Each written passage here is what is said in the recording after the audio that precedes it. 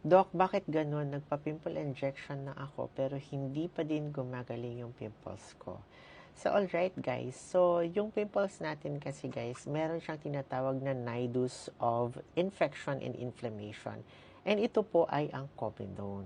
So yung comedones po ay collection of dead skin cells, debris, and also sebum na nag-dry up or na tumigas. And sa loob po nito ay may mga bacteria, fungus, and ito po yung nagkukos ng inflammation and infection. Yung sa pimple injection naman po kasi guys, ang ginagawa lang nito ay nag-i-inject tayo ng steroid doon sa pimple.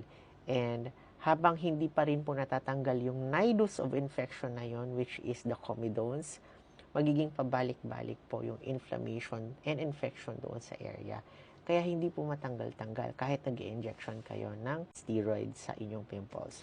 Yung ginagawa naman kasi ng steroid guys, kaya natin ito ini-inject sa mga pasyente, is nagkakaroon siya ng anti-inflammatory effect. But of course, nawawala din ang effect ng steroids over time. Kaya pag nandun pa rin yung comedone, yung nidus of infection, babalik pa rin po yung acne doon sa same area na yun. So, importante talaga na ma-extract yung comedone or maggawa ng comedone extraction doon sa area na yun para humupa na yung acne.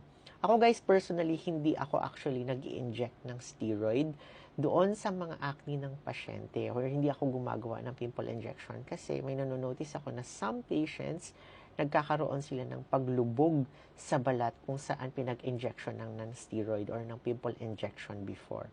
So, akala ng iba, scar lang ito. Yun pala, this is a side effect from your pimple injection. So, the steroid inhibit the normal development of collagen in our skin. So, as an effect, nagkakaroon po ng depression or excavation or lubog yung pinag-injectionan ng steroid over time. Theoretically, dapat reversible ito. Ibig sabihin, over time, dapat bumabalik ito. But in some patients, guys, this effect is actually permanent.